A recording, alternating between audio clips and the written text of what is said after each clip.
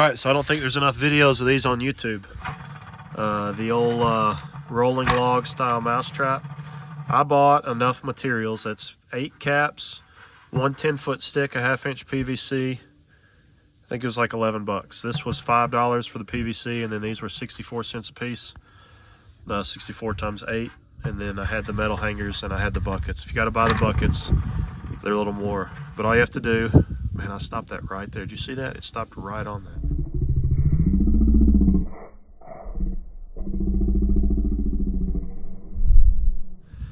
1/2-inch PVC. I cut mine to 9.5 inches. That seems to work out well. And then you punch some holes. These buckets have these seams, and all of this is in the rest of the video, but these buckets have these seams on both sides. That'll help you get it straight across. And then I come down right there, that's about 17 millimeters. Right there. Come to the seam, make a mark, and that's it. And you can lube them too, so I can't stop it on it again. And that first time was awesome. All right, so 9.5 inches, and then I lube the tips here, right there, and it seems to help. Bow Shield T9 stuff leaves a waxy film, won't attract dust. Anyway, make you one. I'll show you how. All right, my workbench is a wreck, but 1/2-inch PVC. Marked at 9.5-ish inches. Cut it.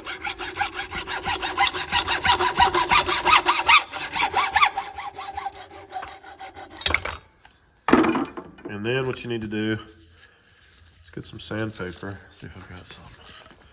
And just kind of clean this up a little bit. Just clean that up. Just do the old. So I'm filming one-handed, but clean it up like that. I'm just making up the ends right now. So what I'm doing is I'm cheating. I'm using my metal lathe, but all you have to do is put a hole in the center here. Pretty simple. I've got the equipment, so I'm using it. And then you take your coat hanger. Let me find a bucket. All right, once you get your bucket, you need to put a hole obviously on this side and that side for your coat hanger to run through. And I'm using about 17 mil here.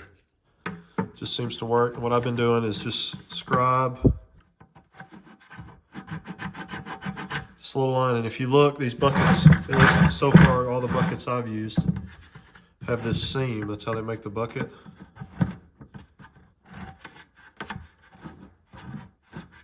I'm gonna punch a hole here and punch a hole over there. All right, so then once you get your coat hanger, there it is, lay it on your bucket. You need to clip it. It's gonna shoot across the room. Oh, this one will though. Just trim it long enough that it pokes out both sides. Shot it. So it pokes out both sides of the bucket. All right, so next you need your tube, and what I've found, the easiest way to do this is put one end on, feed,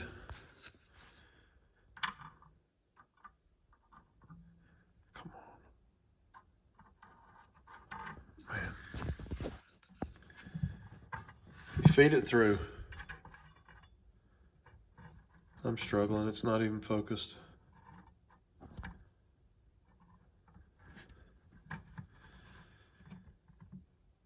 What are you doing? It's terrible video. All right. Feed it through, right? And then you find your hole in the bucket. Feed that in through.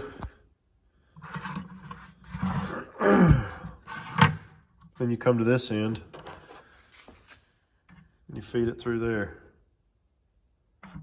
Like so. This is a lot easier when you're doing it with two hands. All right. Now you slide that cap on there.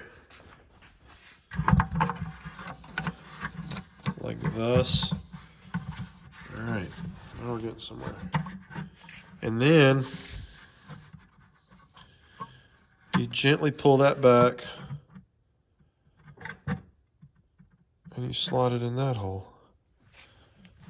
And with one hand, it's kind of hard.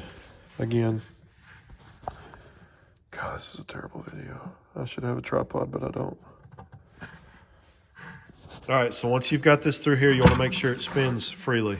And I'm actually going to squirt some T9 Bow Shield in there. It's a lubricant just to make it even more lubricated. But then what you do is you take these ends here and you just make an L. Bend it over to secure it. All right, see an L, just a little L. Little L over here. And that's it. Make sure it spins. And then I use some of this. This stuff is amazing.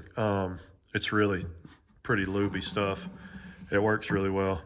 So take a little shot of that on both ends, and you'll be glad you did.